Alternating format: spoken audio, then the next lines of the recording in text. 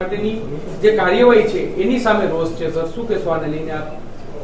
આજે Rajkot chamber of commerce, સ્વનિર્ભર શાળા સંચાલક મંડળ, પ્રી સ્કૂલ એસોસિએશનના પ્રતિનિધિઓ એક સાથે આવી અને એક આવેદનપત્ર આપ્યું છે. અને આવેદનપત્રની સાથે સાથે જે છેલ્લા રાજકોટ ગેમ ઝોનનો દુઃખદ બનાવ બન્યો ત્યારબાદ સમગ્ર રાજ્યમાં જે લોકો વધારે પડતા એકત્રિત થાય છે તેવા એકમોની સામે સઘન તપાસણી કરી તેઓની પાસે ફાયર એનઓસી બીયુ છે કે કેમ, કાયદાનું કમ્પ્લાયન્સ છે કે કેમ, એની સઘન તપાસણી કરી અને જ્યાં ન હોય ત્યાં આગળ સીલિંગની કાર્યવાહી હાથ ધરવામાં આવેલી હતી. એમાં મને એ જણાવતા ખૂબ સારું લાગે છે કે એસોસિએશને પણ એ લોકો કાયદાની માં જે જોગવાઈઓનું પાલન કરવાનું થાય છે એમાં પાલન કરવા માટે એ લોકોએ પણ હકારાત્મક એટીટ્યૂડ બતાવેલો છે. જે બાબતોને સીલ કરેલી છે મુખ્યત્વે રજૂઆત એવી હતી કે ફાયર એનઓસી મેળવવામાં, બીયુ મેળવવામાં તેઓને સમય આપવામાં આવે. આ રજૂઆતના ધ્યાને લઈ અને આજે સામૂહિક રીતે આવ્યા છે, પણ વ્યક્તિગત રીતે અથવા અલગ અલગ એસોસિએશનના રૂપે લગભગ 2-3 દિવસથી અમને આ અંગેની રજૂઆતો મળ્યા કરે છે. તો સૌ પ્રથમ અમે જ્યારે આ સીલિંગની કાર્યવાહી કરી ત્યારે પહેલું મહત્ત્વનું પગલું એ ભરેલું હતું કે જે એકમોએ ફાયર એનઓસી લેવા માટેની કાર્યવાહી હાથ ધરવાની થાય છે, બીયુ માટે મેળવવાની કાર્યવાહી હાથ ધરવાની થાય છે, ઇમ્પેક્ટની અરજીનો સમયગાળો હજુ ચાલુ છે, તો ઇમ્પેક્ટ હેઠળની અરજી કરવા માટેનો સમયગાળો ચાલુ થાય છે. ગેરકાયદેસર જે બાંધકામો છે એમાં અમુક સંસ્થાઓએ એને દૂર કરવા માટે પણ અમને રજૂઆત કરેલી હતી.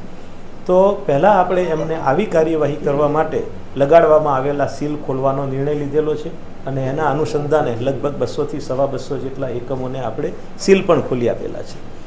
હવે વાત રહી ફાયર કમ્પ્લાયન્સ માટેની જરૂરી કાર્યવાહી કરવા માટે. એવી પણ રજૂઆત છે કે જેમાં ફાયર એનઓસી મળી ગયેલું છે પરંતુ બીયુ પરવાનગી મેળવવામાં અથવા ઇમ્પેક્ટ હેઠળ અરજી કરી અને એને નિયમિત કરવામાં સમય જાય છે. તો આવા બધા જે ઘટનાઓ અને ધ્યાન ઉપર આવે છે. અગાઉ ફાયર એનઓસી પણ મેળવેલું હતું પણ સમય સંજોગોમાં એને રિન્યૂ નથી કરાવી શક્યા, એવા પણ બાબતોની લઈને રજૂઆત થઈ છે.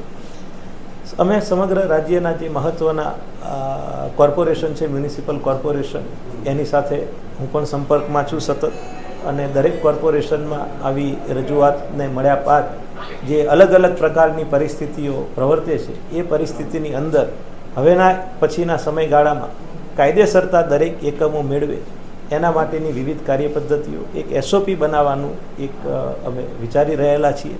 1-2 દિવસની અંદર આવા અલગ અલગ તમામ પરિસ્થિતિમાં જેની પાસે ફાયર એનઓસી છે પણ બીયુ નથી, જેની પાસે બીયુ છે પણ ફાયર એનઓસી નથી મેળવેલું, જેની પાસે ફાયર એનઓસી મેળવેલું છે પણ રિન્યૂ નથી કરાવેલું, આવી અલગ અલગ પરિસ્થિતિ પ્રમાણે આગળ કેટલા પ્રકારે આપણે એમને સમય આપી શકાય એના માટેની અમે સક્રિય વિચારણા અમે કરી રહેલા છીએ. અને 1-2 દિવસની અંદર આ અંગે ચર્ચા વિચારણા કરી તમામ કોર્પોરેશનની સાથે એમના દ્વારા આપવામાં આવેલી કાર્યપદ્ધતિઓનો પણ અભ્યાસ કરી અને 1-2 દિવસમાં રાજકોટ મહાનગરપાલિકા પણ આ અંગે યોગ્ય નિર્ણય લેશે. સર, 13 તારીખથી સ્કૂલો ચાલુ થઈ છે. શાળા સંચાલક મંડળની એક જ માંગ છે કે સ્કૂલ ચાલુ કરવી કે ન કરવી. સર, શું કહેશો? કારણ કે હવે 2 દિવસ બાકી. હા, વાત સાચી છે. એમાં મેં આપને કીધું એવી રીતે કે શાળાઓમાં પણ 2 પ્રકારની પરિસ્થિતિ છે કે અમુક શાળા પાસે ફાયર એનઓસી છે પણ બીયુ નથી, અને અમુક શાળા પાસે ફાયર એનઓસી પણ નથી, બીયુ પણ નથી.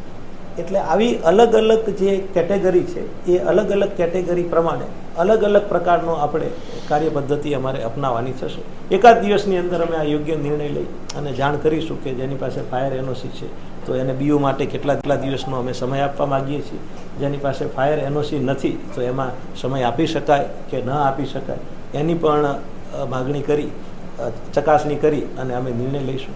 બીજું એક અમે એ નક્કી કરેલું છે કે જે ફાયર એનઓસી માટે શાળાઓ અરજી કરે છે તો એનો અમે અગ્રતાના ધોરણે તપાસણી કરી અને જો તમામ પ્રકારના સાધનો લગાડવામાં આવેલા હશે તો અમે કોઈપણ જાતનો વિલંબ કર્યા વગર એ શાળાને ફાયર એનઓસી આપી દઈશું અને ફાયર એનઓસી મળ્યા પછી શાળાઓને ખોલવા માટેની કાર્યવાહી હાથ ધરવામાં પ્રી સ્કૂલનો સર શું નિયમ છે જીડીસીઆરમાં? કેમ કે એ લોકો ગઈકાલથી મીડિયા સમક્ષ આવી રહ્યા છે અને પોતાની રીતે અમુક વાતો કરી રહ્યા છે. પ્રી સ્કૂલ માટેનું રાજ્ય સરકારે જ્યાં શિક્ષણને લાગુ વળગે છે ત્યાં સુધી એક રજિસ્ટ્રેશન માટેની પણ જોગવાઈ કરી છે. જીડીસીઆરને જ્યાં સુધી લાગે વળગે છે ત્યાં સુધી રેસિડેન્શિયલ ઝોનની અંદર શૈક્ષણિક પ્રવૃત્તિ એ પરમિસિબલ જરૂર છે, પણ બંગલા તરીકે પ્લાન પાસ કરાવી અને પછી એને આખી શાળા સંકુલની અંદર પરિવર્તિત કરવું તો એમાં જીડીસીઆરનું એ શૈક્ષણિક એકમ માટેના જીડીસીઆર અલગ છે અને રેસિડેન્શિયલ બંગલો માટેના પણ જીડીસીઆર અલગ છે. રેસિડેન્શિયલ ઝોનમાં અચૂક એ પરમિસિબલ આવે છે, પણ જ્યારે એ રેસિડેન્શિયલ ઝોનની અંદર પ્રી સ્કૂલ કરે તો એને પાર્કિંગ માટેના અલગ નોર્મ્સ લાગુ પડે છે, માર્જિન માટેના અલગ નોર્મ્સ લાગુ પડે. એટલે આ બાબતો ચકાસવાની હોય છે. માટે એક મિસકન્સેપ્શન છે કે રેસિડેન્શિયલ ઝોન છે, અમે રેસિડેન્શિયલ ઝોનમાં જ સ્કૂલ કરેલી છે, પણ એનો બિલકુલ અર્થ એવો નથી થતો કે જે સ્વરૂપમાં હાલ છે એ જ સ્વરૂપની અંદર એ જીડીસીઆરની કમ્પ્લાયન્ટ થાય. એટલે અમારે દરેકે દરેક આવી પ્રી સ્કૂલ જે છે એની વ્યક્તિગત રીતે ચકાસણી કરવી પડે અને વ્યક્તિગત રીતે કેવા પ્રકારનું હાલ બાંધકામ ધરાયેલું છે. બીજું એ પણ બાબતો ધ્યાને આવેલી છે પ્રી સ્કૂલની અંદર કે જે મંજૂર થયેલું બાંધકામ હોય એ મંજૂર થયેલા બાંધકામની અંદર પણ ફેરફારો થઈ અને પ્રી સ્કૂલનું કાર્ય કરવામાં આવતું હતું.